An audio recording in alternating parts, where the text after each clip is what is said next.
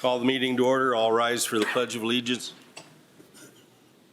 I pledge Allegiance to the flag of the United States of America and to the republic for which it stands, one nation, under God, indivisible, with liberty and justice for all. Roll call. All members are present. Approval of the agenda. We have one change under new business. The fire department policy is being removed from there. Is there any other changes to the agenda? Hearing nothing, do I have a motion to approve the agenda with that change? Motion to approve. Motion by Joe. Do I have a second? Second. Second by Heidi. Call the question. All those in favor signify by saying aye. Aye. Opposed? Motion carries. 5 in favor, none against. Approval of the minutes of the December 17th, 2025 regular meeting. You all received them in your packet. Is there any changes, clarification needed within that set of minutes?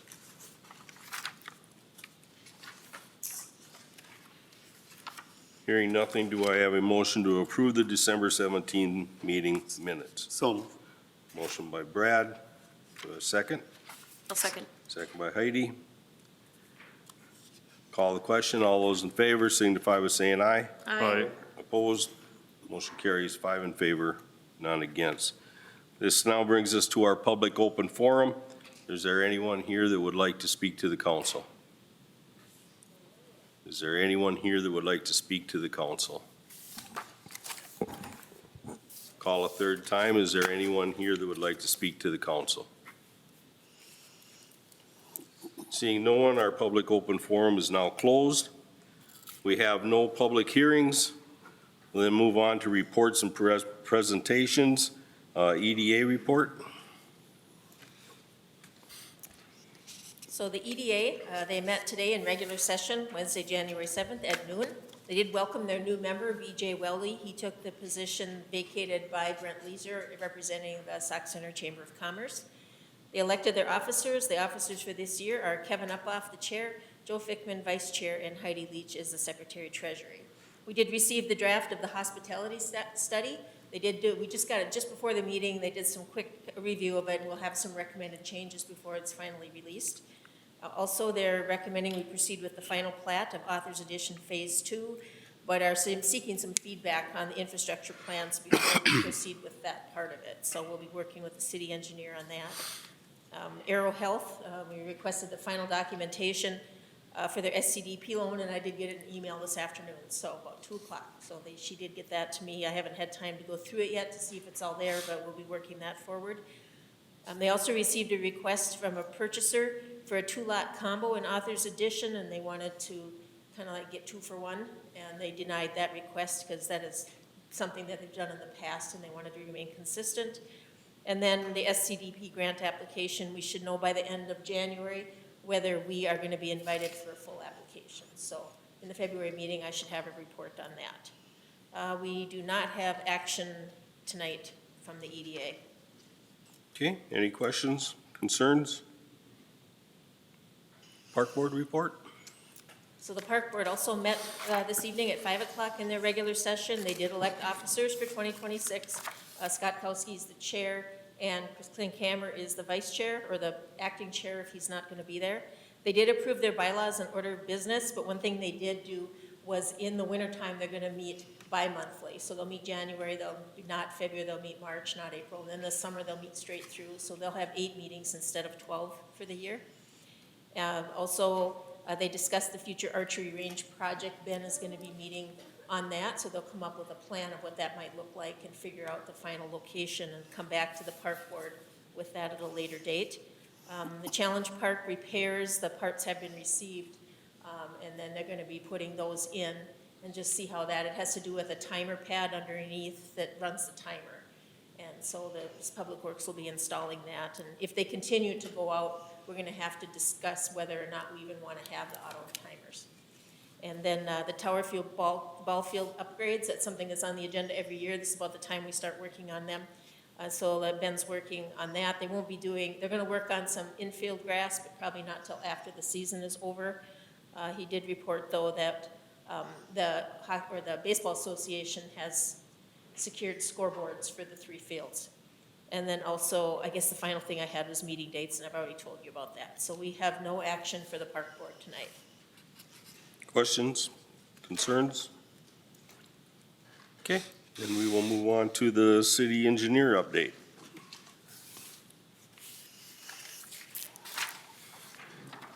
Good evening, Mayor and Council, and Happy New Year to all of you. Not a lot going on other than Highway 71 at this point in time, as you can imagine, other than providing Vicki with a little bit of some background information on the author's edition for if they want to move forward with that next plat on there. But Highway 71, we are moving along quite well. We have the preliminary design based on everything that we discussed last year now. Have that mostly complete, and granted it's preliminary design, feasibility level kind of thing. We have most of the quantities put together for that. We are starting to put together the actual cost estimate for that. In terms of the actual timing, it looks like things are going to take a little bit longer to complete, mainly because some of the stuff is out of our control. We have to wait for MnDOT really to come up with what's the cost of things that the city's going to have to pay for from there so that we can actually finish the feasibility report and put all that in so we would have a full, complete assessment package for it. So we'll sort of be done with our portions. We've actually given them already some of our preliminary designs so that MnDOT has those. But it looks like from Terry Odegaard, it looks like we'll be end of February, March before we get some cost estimates from them. And then after that, there's some issues we need to discuss with them, such as off corridor, meaning off of the Highway 71 corridor itself, cost sharing for things such as the storm sewer on the north side that will eventually go down 2nd Street North.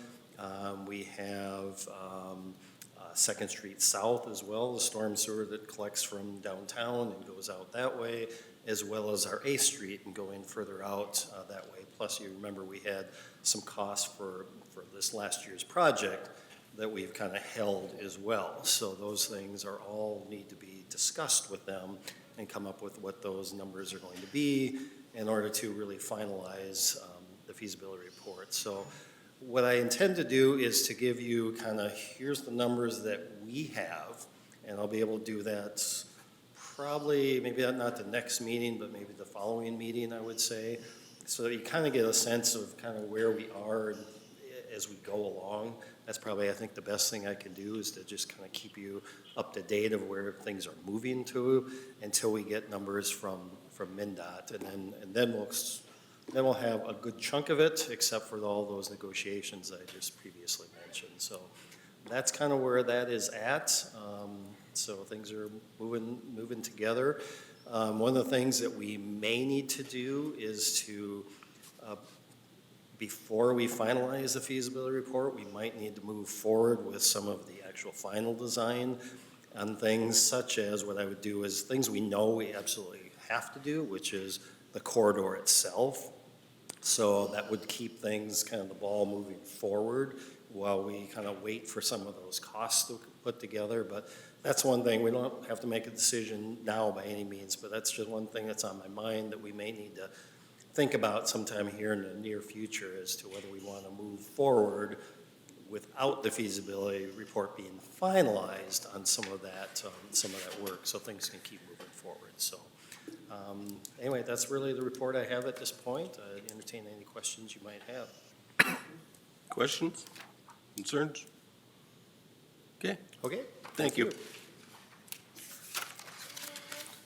Action items. 7A, approve resolution 2026-01, adopting rules of order for council meetings. Yeah, I wanted to add one thing quick onto what Keith said, just to let you know that we're scheduling the public meeting for the Highway 71. It's going to be in the last 2 weeks of February. She's going to get me that final date. I said if I can get the date by January 20th, we can include it in the PUC bill. Plus we'll have some other advertising. It'll be more like an open house meeting here where they'll have the boards and they'll have the videos, and they'll have their staff here, and people can come in as they have time and ask questions and kind of see what it's about. So we'll be having that public meeting coming up. People should watch for that. Is that intended to be like an evening? Yes, Okay. it may be like a 5 o'clock type thing, like maybe 5 to 7 or something like that, Okay. where they'll come out with their staff and have all their boards, and you guys can be here, and so we'll be able to do that and start getting the word out so people can ask the questions that we've been asking. Plus, we have our next advisory board meeting on the 15th. So Yeah. that's one more meeting coming up. So, sorry about that. Okay, on to our annual rules of order. So every calendar year, the council must conduct their annual meeting. So the first regular meeting of the year is considered Sauk Center's annual meeting, which is tonight.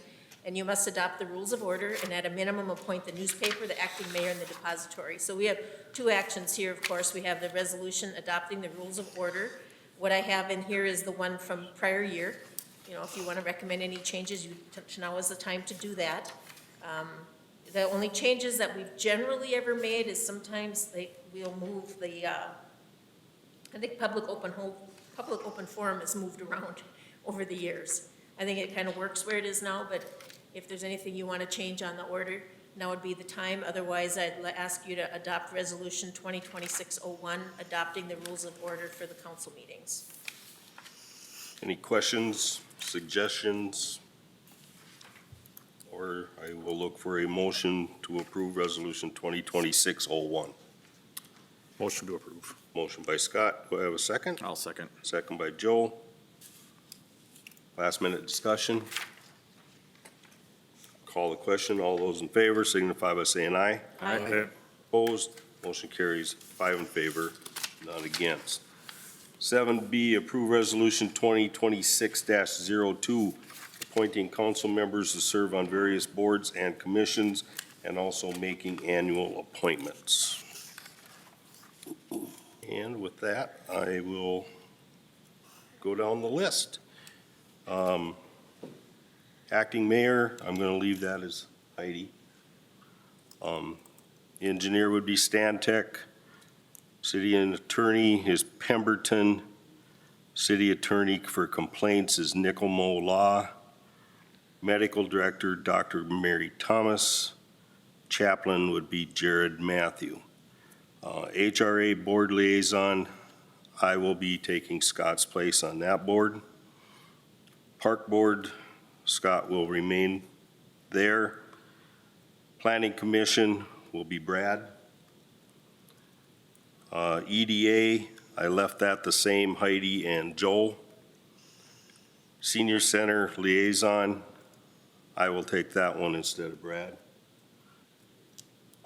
Airport commission, I will remain on the airport commission. CVB board, instead of Brad, it'll be Scott. Policy Planning Committee will be, instead of Brad and myself, it'll be Brad and Joel. Operations Committee, it's Scott and Warren. As who it is now, it'll be Scott and Brad. And Personnel and Finance Committee will remain Heidi and Joel. Official newspaper, Sauk Center Herald. Depositories will be Minnesota National Bank, Pine Country Bank, Magnify, 4M Fund, Multi-Bank Securities, and Bremer Bank. The official signatories will be Vicki Willer, Jacqueline Kirkhoff, and myself. Fire Chief Jeff Bromanchenko, First Assistant Ben Klink, Second Assistant Adam Mortz, Secretary Treasurer Nick Sunderman, Training Safety Officer will be Weston Wander. Questions, comments? I have a couple questions, Warren. Yep. Maybe for the guys on the fire department, are those the same officers as last year? Yep. Yep. Yep, All the everything, same. nothing changed. Besides kitchen caretaker. Okay. All right. And then my other question is when is the last time we've gone out and looked at other engineering firms or searched and had that discussion? It's been, what, 12 years? No, we've done it twice since I've been here, but each Yeah. time we've retained the same one that we had before.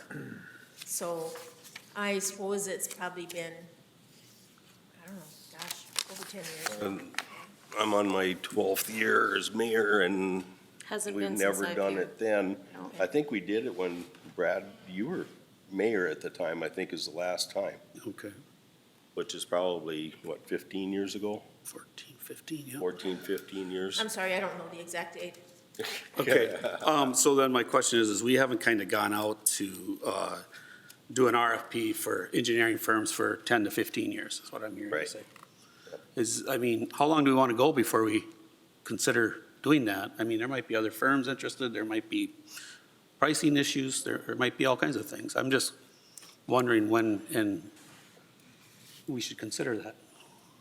Or maybe nobody's interested in doing it, that's a long time to not go out and seek an update, whether it's pricing, whether it's interest, whether it's whatever. No, valid point. It's just, it's a lot of work. Yeah. So whoever, which committee, it usually goes to policy, right? When we did it before, we did an RFP and advertised, and then we solicited people, and then they came in and made presentations to the full council. Right. So So, I don't recall if the committees themselves were involved, if we just came straight to the full council. yeah, I can't remember either. It's been a while, but I think just from the for perspective of the amount of years, an RFP would warrant its, the time. I just think that we need to, there might be other firms that would love to be part of Sauk Center, and there might be none. I don't know, but I think we don't know if we don't ask. Yeah, I think for 2026, obviously, we're starting the year. We look at, We're committed. retention for 2026, but, if that's a conversation we look at going out for RFPs as it leads into that 2027, new year appointments where we need to have that information. I agree, but every year we appoint the same ones every year Well, I know, because we but, never have the RFP done prior to the But meeting. now we've had the conversation here tonight where we can, Got say, a whole okay, year. we've got the year to make that decision, take that action versus, January 7th when we're making appointments is, we can't, pick something Right. new at this point. Well, Do you feel like it's we can make the move anytime? Like, appoint it for now, but go out for RFPs beginning of the year and see what happens? I think it's something you can do. I mean, to be honest, I don't know that there's, I just think we need to go out to an RFP, whether we do it at the end of the year, we say, okay, we're going to stay where we're at now, but come third quarter or fourth quarter, let's bring it back to the council and at least get it out there so everybody has a fair shot, whether it's Stantec or anybody else, they need to have the opportunity to, I remember the last time, Do their I think due it was, diligence. we had about 7 different firms that came in. Yep. And when it all came down, said and done, the company, Stantec was the one that got it because they knew everything about the city and there was no learning process or learning curve for us to teach them, the new ones. So that's the reason why and the price was cheaper. Are we contractual for a year? Generally, we'll go year to year. Mhm. So that's where you're basing that decision or that Well, point? that's where we make the decision or, go out during whether it's June, July, August, whatever date you want to pick with that, but in preparation for it to be ready for the new year, if we make any moves, if decided by the council. I believe when we did it before, I think it was like toward November, in November right. that we had the presentations, and then the deliberation was in December with the anticipation in January would be a turnover. At that time, we had several came. I will tell you, though, that, the engineering firms, they put a lot of effort and a lot of documentation and a lot of presentation into it, and they bring out like a big show. Yep. So unless we're really are serious about considering that, I don't want to run them through all that exercise if you're not serious about possibly making a change. I mean, I don't want to just do it just for the sake of doing it. If you seriously think, yeah, we need to look at this, in the interest of it has been a long time, then that's great that you'll look at it, but not just because, so to speak. I will say, to your point, Brad, for questioning, I've had public question the engineering aspect of the city's choice, I will tell you, it's tough in the middle of a project. for sure. And the main thing So- is he just got started in depth on 71. Right. And I remember the conversation 15 years ago, we had the exact same comment, is it's really difficult when you're in the middle of a project because there isn't a year that we don't have some type of project.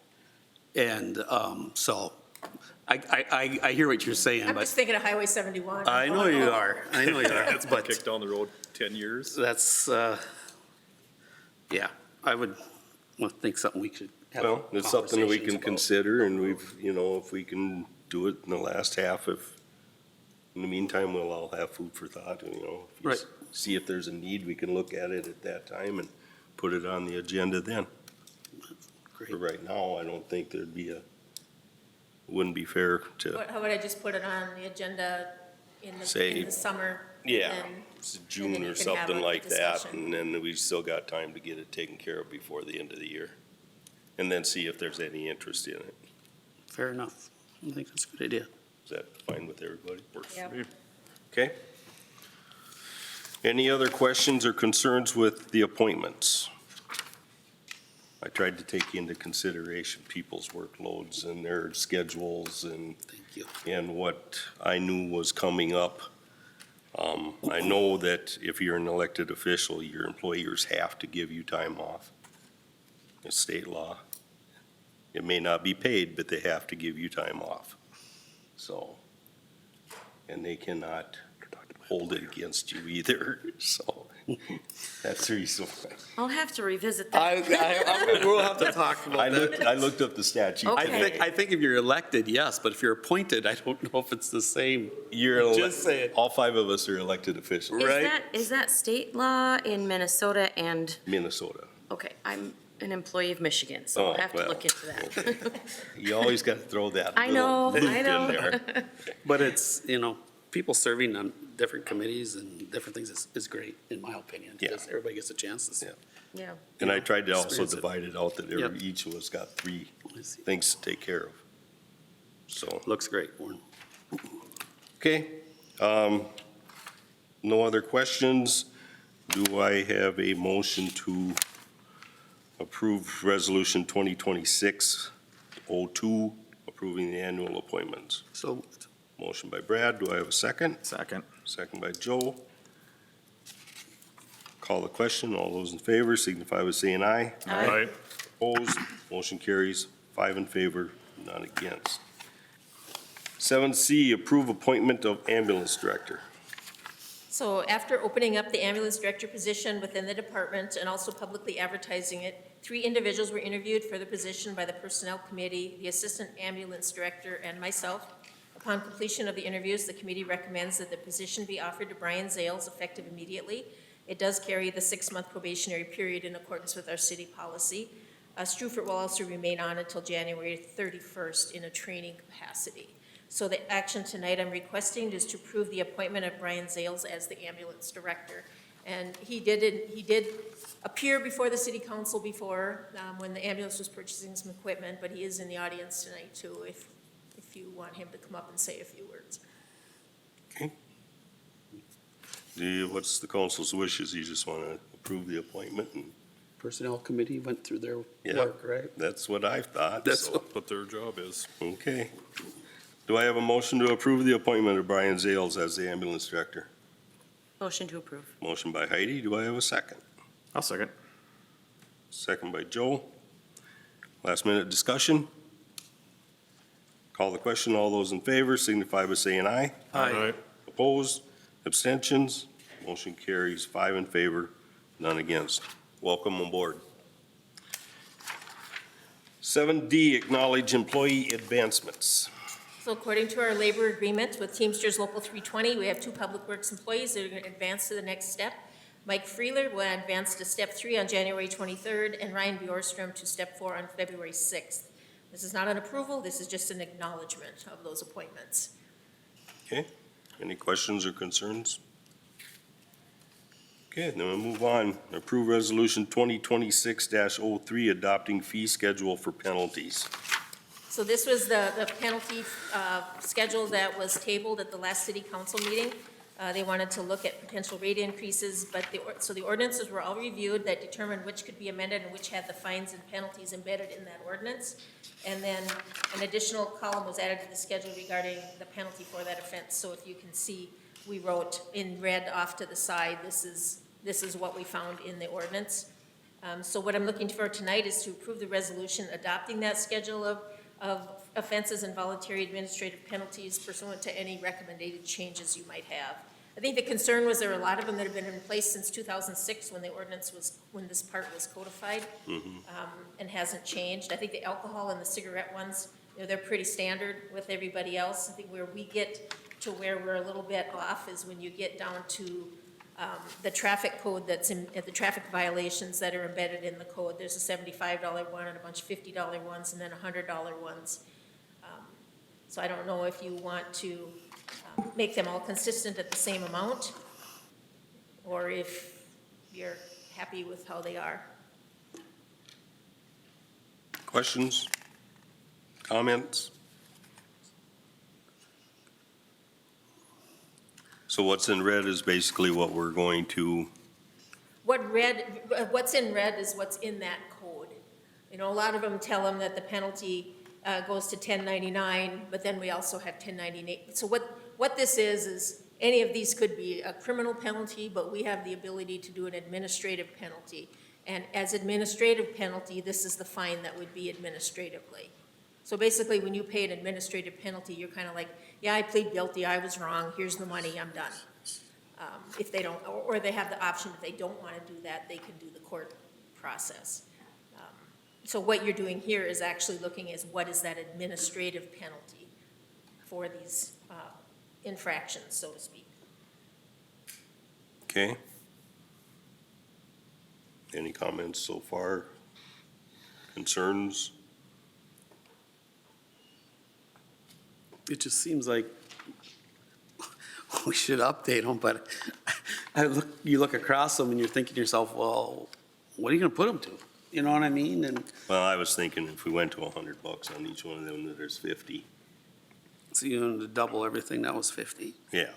And are you looking at like anything that's 50 or the, Yeah, well, basically anything that's like traffic violations, most of it's all 50.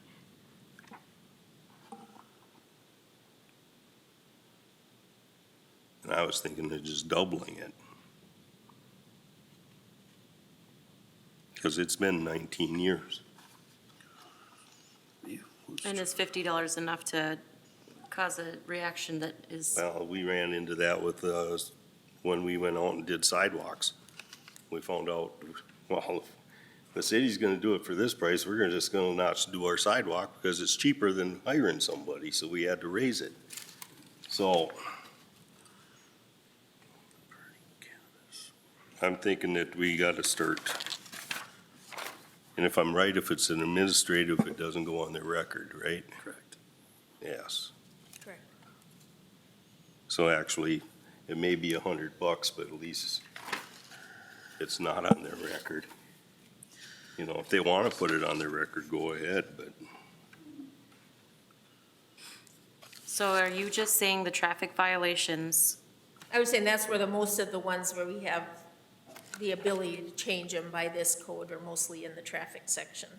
right, And traffic and parking, you know, that type of thing. yep. Snowmobile violations. And then, of course, the nuisances. But the Yeah. nuisances, remember, those are $100 a day. Each and every day there are violations. Oh, that's a good point. Yeah, that's $100 per day, right? Right. Yeah, Because it's until you correct the violation, it's a new violation every day. right. Comments? Concerns? It's the council's wishes.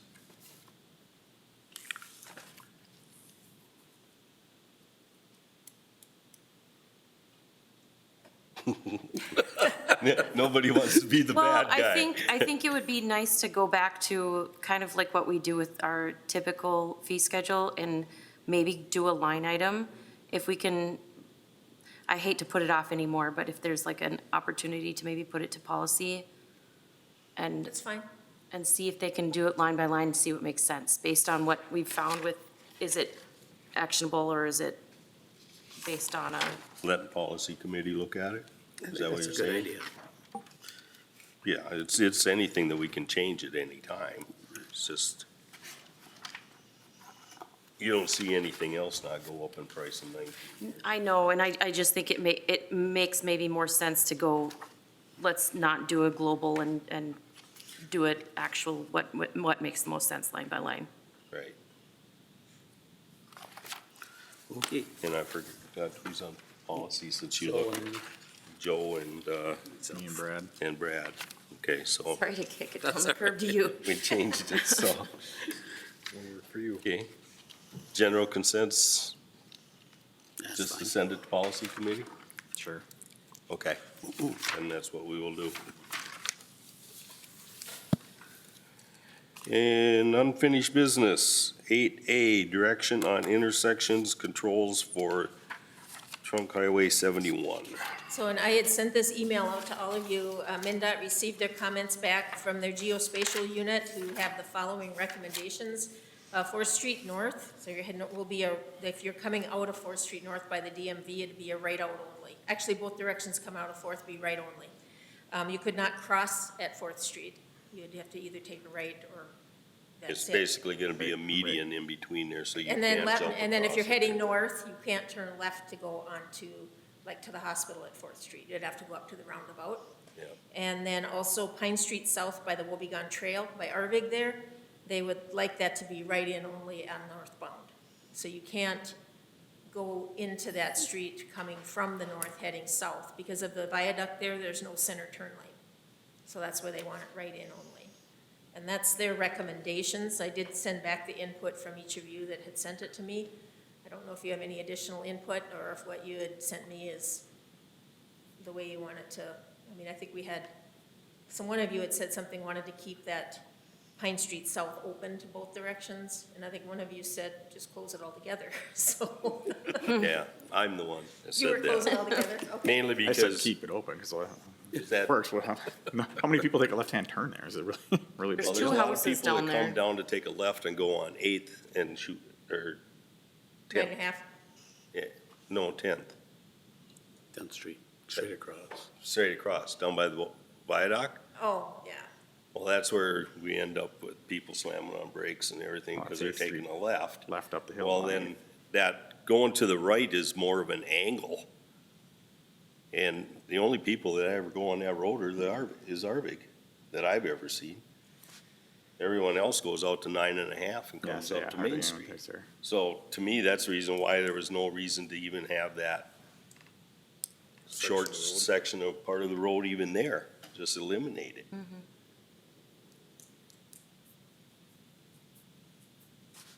And then that would also at the same time give more room for they want to have that access coming from the Wobegon Trail down to the sidewalk at Main Street.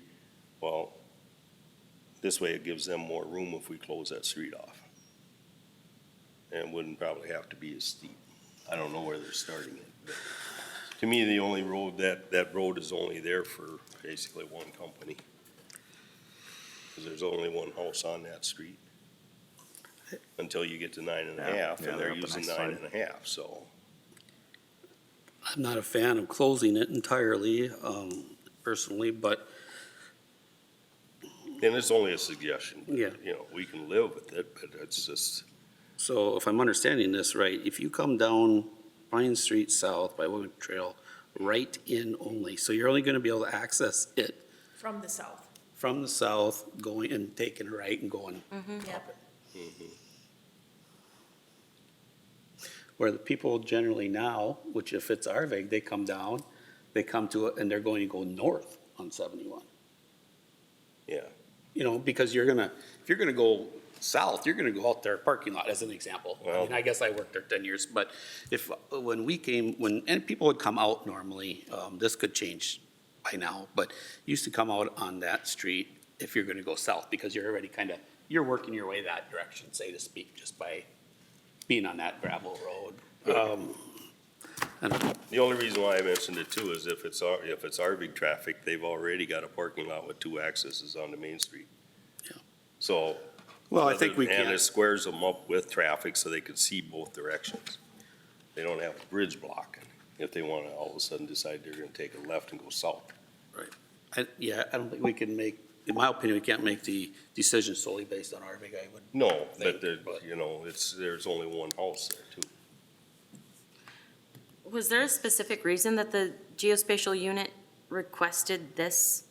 Because they felt like southbound traffic that would be stopped to take a left to go into that road would back up traffic because there's no center turn lane.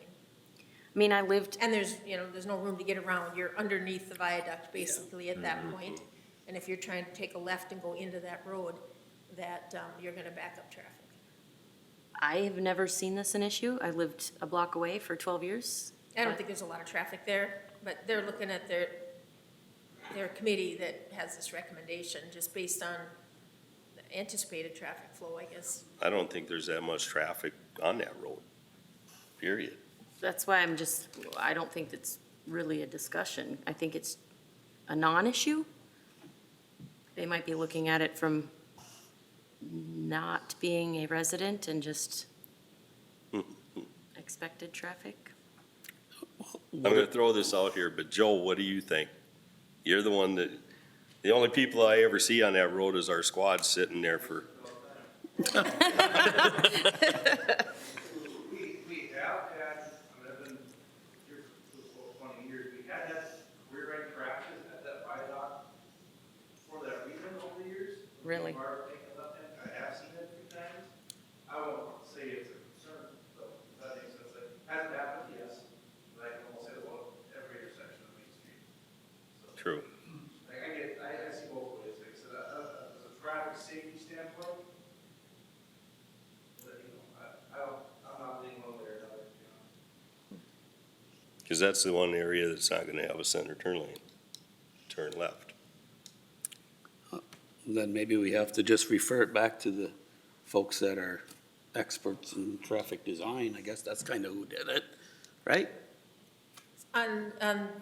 When they get comments back like this and they're changing traffic flow from what we already have, that's when our approval comes in. So they can't make a change on that situation unless we tell them we're okay with it.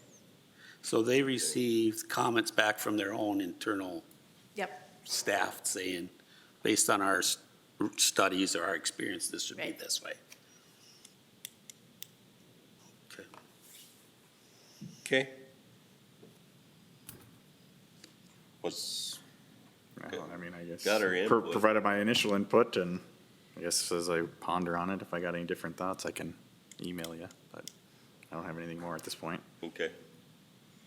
So go along with what they got for right now.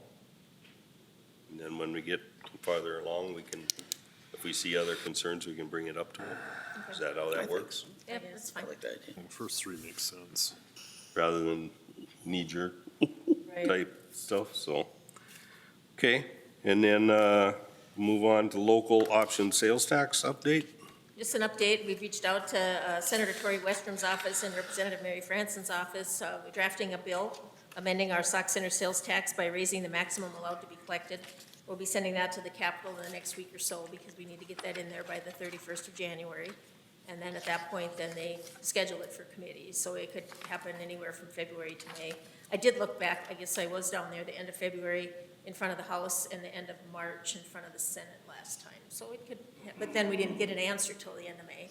Right. So, but just that we just keep pushing it forward, moving it forward, and we'll see what happens. Does it have any bearing if we reach out to Tori or Mary and just to let them know it's important to us, or, you know, some Yeah, people have last connections? time when I did it, actually, they came here and we had a discussion about it, you know, or I'll go there or we'll do a Zoom or something, but they're pretty good at it. Their staff is, you know, they do this for a living, so Yep. they're pretty good at it. And then we get it down to the House and the Senate, and they have a whole nother staff that Correct. actually puts it in the bill form and assigns it the number and gets it scheduled. So, yeah, once I send that in and they take off with it, then it's pretty much wait to get called. Yep. So having an additional voice doesn't have any influence or They're gonna put it forward because we're requesting it. Okay. I mean, it's not like they're gonna say, no, I'm not gonna do it for you, Right. Right. so. Talking to them after, if they put it forward, it's pretty much, we And then can't they convince them come to, until the they come hearing. to the committee, the House and the Senate, so they'll come and they'll be with me at the table at the testimony, so they actually come to that, so they'll be there at that time, and at that time, then they provide input too, based on that we're their constituent, so. Okay. Any other questions on that? New business has been removed. We'll then be on to our consent agenda. We have schedule of claims, unpaid claims of $1,389,948.68. Paid claims of $72,869 for a total of $1,462,817.68. We have resolution number 2026-04, accepting contributions of $182.41 from the men's card playing group to be allocated to the senior center. $60,000 from the Sauk Center Fire Department Relief Association for the fire department.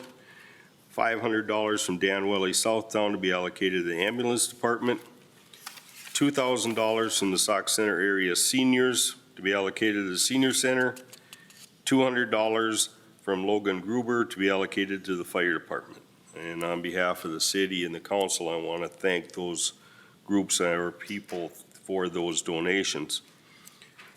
We have gambling application for exempt permit request from Holy Family School for a raffle on March 1st, 2026 at Holy Family School. Is there any questions or concerns about the consent agenda? Hearing nothing, do I have a motion to approve the consent calendar as presented? Motion to approve. Motion by Heidi, do I have a second? I'll second. Second by Brad. Last minute discussion. Call the question. All those in favor signify by saying aye. Aye. Opposed? Motion carries 5 in favor, none against. Informational items. Just a couple things, Charter Spectrum sent us their changes for the year and also their price changes. So that's what was the memo this week, rather than just channel lineup changes. It also included all the upcoming price changes. And then also the fire department, their quick attack chassis has arrived from John Weiss Ford. It's been picked up. It's actually sitting out here in the garage right now. The department will be taking it over to Sioux Falls to get it outfitted, and maybe a year from now, we'll get to see it. So that's maybe wishful thinking to get it in 1 year, don't you think? Right. Could be. So, Yeah. and that's all I have. Okay, any questions about either one of those two items? Okay, then we have reached the end of our agenda. Do I have a motion to adjourn? So moved. Nope, go ahead. Okay, motion by Scott, seconded by Brad. That's the way I heard it. Call the question. All those in favor signify by saying aye. Aye. Opposed? Motion carries 5 in favor, none against. Meeting adjourned.